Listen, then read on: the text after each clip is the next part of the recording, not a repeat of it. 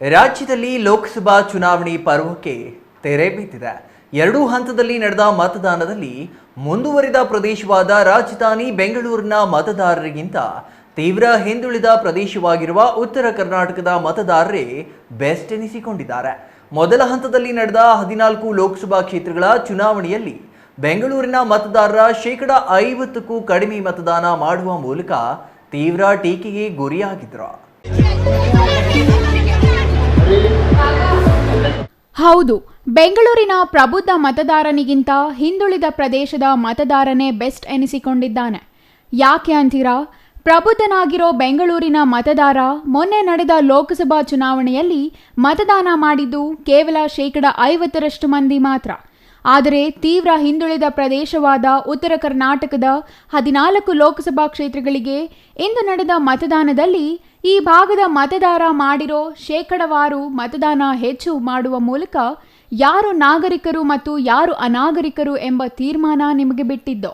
ಇನ್ನು ಮುಂಬೈ ಕರ್ನಾಟಕ, ಹೈದರಾಬಾದ್ ಕರ್ನಾಟಕ ಸೇರಿ ಕಲ್ಯಾಣ ಕರ್ನಾಟಕ ಭಾಗದ 14 ಲೋಕಸಭಾ ಕ್ಷೇತ್ರಗಳಿಗೆ ಇಂದು ಮತದಾನ ನಡೆದಿದೆ. 14 ಕ್ಷೇತ್ರಗಳಲ್ಲಿ ಎಲ್ಲ ಪಕ್ಷಗಳ ಅಧಿಕೃತ ಅಭ್ಯರ್ಥಿಗಳು ಮತ್ತು ಪಕ್ಷೇತರರು ಸೇರಿದಂತೆ ಒಟ್ಟು 227 ಮಂದಿ ಅಭ್ಯರ್ಥಿಗಳ ಭವಿಷ್ಯ ಮತಯಂತ್ರದಲ್ಲಿ ಭದ್ರವಾಗಿದೆ.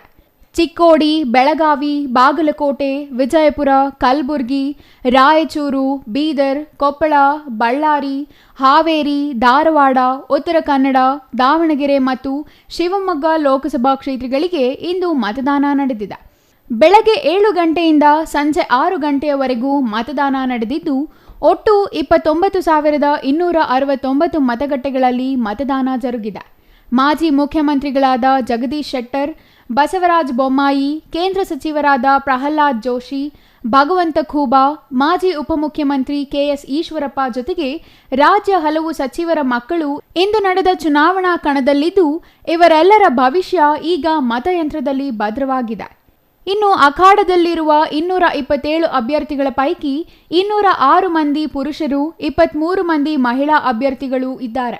ಅಲ್ಲದೆ ರಾಯಚೂರಿನಲ್ಲಿ ಅತಿ ಕಡಿಮೆ ಅಭ್ಯರ್ಥಿಗಳು ಅಂದರೆ ಕೇವಲ 8 ಮಂದಿ ಅಭ್ಯರ್ಥಿಗಳಿದ್ದರೆ, ದಾವಣಗೆರೆಯಲ್ಲಿ ಅದಕ್ಕಿಂತ ಹೆಚ್ಚು ಅಂದರೆ 30 ಅಭ್ಯರ್ಥಿಗಳು ಕಣದಲ್ಲಿದ್ದಾರೆ. ಉಳಿದಂತೆ 14 ಲೋಕಸಭಾ ಕ್ಷೇತ್ರಗಳಿಂದ ಒಟ್ಟು 2.59 ಕೋಟಿ ಮತದಾರರಿದ್ದಾರೆ. 1.29 ಕೋಟಿ ಮಂದಿ ಪುರುಷರು, 1.29 ಕೋಟಿ ಮಹಿಳೆಯರು ಮತ್ತು 1945 ಇತರೆ ಮತದಾರರಿದ್ದಾರೆ. 85 ವರ್ಷಕ್ಕಿಂತ ಮೇಲ್ಪಟ್ಟ ಮತದಾರರು 2.29 ಲಕ್ಷ ಇದ್ದು 6.90 ಲಕ್ಷ ಯುವ ಮತದಾರರು ಇಂದು ತಮ್ಮ ಹಕ್ಕು ಚಲಾಯಿಸಿದ್ದಾರೆ. ಧಾರವಾಡ ಬಿಜೆಪಿ ಅಭ್ಯರ್ಥಿಯಾಗಿರುವ ಕೇಂದ್ರ ಸಚಿವ ಪ್ರಹ್ಲಾದ್ ಜೋಶಿ, ಬೆಳಗಾವಿ ಬಿಜೆಪಿ ಅಭ್ಯರ್ಥಿ ಜಗದೀಶ್ ಶೆಟ್ಟರ್, ಶಿವಮೊಗ್ಗ ಬಿಜೆಪಿ ಅಭ್ಯರ್ಥಿಯಾಗಿರುವ ಬಿವೈ ರಾಘವೇಂದ್ರ ಸೇರಿದಂತೆ ಬಹುತೇಕ ಅಭ್ಯರ್ಥಿಗಳು ಬೆಳಗ್ಗೆಯೇ ದೇವಾಲಯಗಳಿಗೆ ತೆರಳಿ ಪೂಜೆ ಸಲ್ಲಿಸಿದ ನಂತರ ಕುಟುಂಬ ಸಮೇತರಾಗಿ ಮತಗಟ್ಟೆಗೆ ಬಂದು ಸಾಲಿನಲ್ಲಿ ನಿಂತು ಮತ ಚಲಾಯಿಸಿದ್ದಾರೆ. ಪಕ್ಷಾತೀತವಾಗಿ ಬಹುತೇಕ ಎಲ್ಲ ಅಭ್ಯರ್ಥಿಗಳು ಟೆಂಪಲ್ ರನ್ ಮಾಡಿದ್ದು ಗೆಲುವಿಗಾಗಿ ಮೊದಲು ಪ್ರಾರ್ಥಿಸಿದ ನಂತರ ಹಕ್ಕು ಚಲಾವಣೆಗೆ ಮುಂದಾಗಿದ್ದಾರೆ.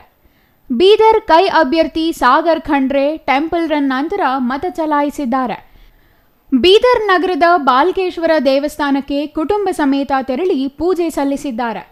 ಸಾಗರ್ ಜೊತೆ ತಂದೆ ಸಚಿವ ಈಶ್ವರ್ ಖಂಡ್ರೆ, ತಾಯಿ ಗೀತಾ ಖಂಡ್ರೆ ಸಾಥ್ ನೀಡಿದ್ದಾರೆ.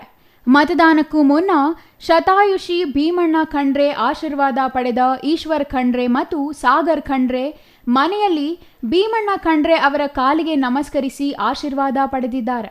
ನಂತರ ಕುಟುಂಬ ಸಮೇತ ಮತಗಟ್ಟೆಗೆ ಬಂದ ಸಚಿವ ಈಶ್ವರ ಖಂಡ್ರೆ ಮತ್ತು ಕಾಂಗ್ರೆಸ್ ಅಭ್ಯರ್ಥಿ ಸಾಗರ್ ಖಂಡ್ರೆ ಮತ ಚಲಾಯಿಸಿದರೆ, ವೀಲ್ ಚೇರ್ ಮೇಲೆ ಬಂದ ಮಾಜಿ ಸಚಿವ ಭೀಮಣ್ಣ ಖಂಡ್ರೆ ತಮ್ಮ ಹಕ್ಕು ಚಲಾಯಿಸಿದರು. ಬಾಲ್ಕಿ ಪಟ್ಟಣದ ಸಹಾಯಕ ಕೃಷಿ ಇಲಾಖೆ ಆವರಣದಲ್ಲಿರುವ ಮತಗಟ್ಟೆಯಲ್ಲಿ ಕೈ ಅಭ್ಯರ್ಥಿ ಸಾಗರ್ ಖಂಡ್ರೆ ಕುಟುಂಬ ಮತ ಚಲಾವಣೆ ಮಾಡಿತು.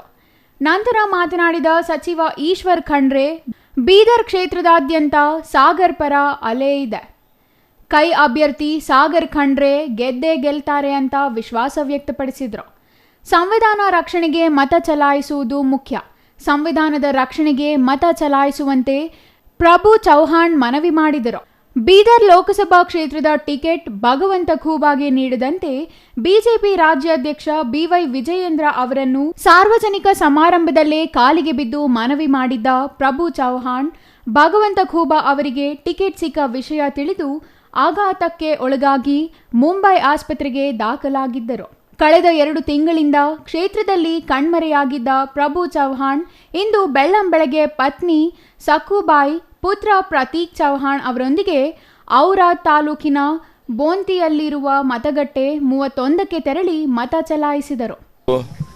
ಮತಗಟ್ಟೆಯಲ್ಲಿ ನನ್ನ ಪರಿವಾರದ ಜೊತೆಯಲ್ಲಿ ಅದರಲ್ಲಿ ವಿಶೇಷವಾಗಿ ಶತಾಯುಷಿಗಳಾದ ನಮ್ಮ ತಂದೆಯವರಾದ ಪೂಜ್ಯ ಭೀಮಣ್ಣ ಖಂಡ್ರೆಯವರು, ನನ್ನ ಮಗ, ನನ್ನ ಧರ್ಮಪತ್ನಿ, ನಮ್ಮ ಅಕ್ಕ ತಂಗಿಯಂದಿರು, ಮಕ್ಕಳ ಜೊತೆಯಲ್ಲಿ ಬಂದು ಭಾಳ ಖುಷಿಯಿಂದ ಹರ್ಷದಿಂದ ಈ ಒಂದು ಪ್ರಜಾಪ್ರಭುತ್ವದ ಬುನಾದಿಯಾದಂಥ ಲೋಕಸಭೆ ಚುನಾವಣೆಯಲ್ಲಿ ಮತದಾನ ಮಾಡಿದ್ದೇನೆ.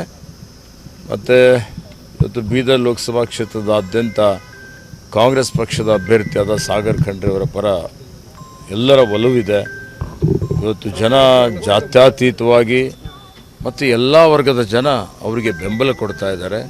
ಅದರಲ್ಲಿ ವಿಶೇಷವಾಗಿ ಯುವಕರು, ಯುವಶಕ್ತಿ ಅಣುಶಕ್ತಿ ಇದ್ದ ಹಾಗೆ ಯುವಕರ ಮನಸ್ಸಿನಲ್ಲಿ ಇವರೊಬ್ಬ ನಮ್ಮ ವಯಸ್ಸಿನವರಿದ್ದಾರೆ, ನಮ್ಮ ಅನಿಸಿಕೆಗಳಿಗೆ ಸ್ಪಂದನೆ ಮಾಡ್ತಾರೆ, ಇವರಿಗೆ ಬೆಂಬಲ ಕೊಡಬೇಕು ಅನ್ನುವಂಥದ್ದು ಅವ್ರ ಮನಸ್ಸಲ್ಲಿ ಬಂದಿದ್ದಕ್ಕಾಗಿ ನಾನು ಮತಗಟ್ಟೆ ಹೊರಗಡೆ ನೋಡ್ತಾ ಇದ್ದೀನಿ. ಯುವಕರೊಂದು ಮಹಾಪೂರನೇ ಇದೆ. ಸ್ವಯಂ ಪ್ರೇರಣೆಯಿಂದ, ಸ್ವಯಂ ಇಚ್ಛೆಯಿಂದ ಯುವಕರು ಹಿರಿಯರಿಗೆಲ್ಲ ಕರ್ಕೊಂಡು ಬಂದು ಮತ ಹಾಕಿಸ್ತಾ ಇದ್ದಾರೆ. ನಂತರ ಮಾತನಾಡಿದ ಪ್ರಭು ಚೌಹಾಣ್ ತಪ್ಪದೆ ಮತದಾನ ಮಾಡಿ ಸಂವಿಧಾನ ಉಳಿಸುವಂತೆ ಮನವಿ ಮಾಡಿದರು. ಎಲ್ಲ ಬೀದರ್ ಮಹಾಜನತೆ ಮತ್ತು ಔರಾದ್ ಮಹಾಜನತೆಗೆ ಮನವಿ ಮಾಡ್ತಾ ಇದ್ದೀನಿ. ಎಲ್ಲರಿಗೂ ವೋಟ್ ಹಾಕಬೇಕು, ನಮ್ಮ ಹಕ್ಕು ಚಲಾಯಿಸಬೇಕು, ಸಂವಿಧಾನ ಉಳಿಸಬೇಕು. ಅದಕ್ಕಾಗಿ ಎಲ್ಲರಿಗೂ ವೋಟ್ ಹಾಕಬೇಕು ವಿನಂತಿ ಮಾಡಿ.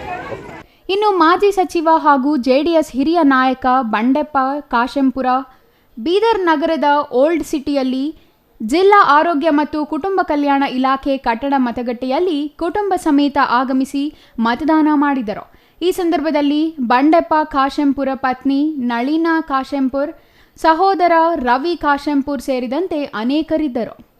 ಚಂದ್ರಯ್ಯ ಸ್ವಾಮಿ, ಸಿಟಿವಿ ನ್ಯೂಸ್, ಬೀದರ್.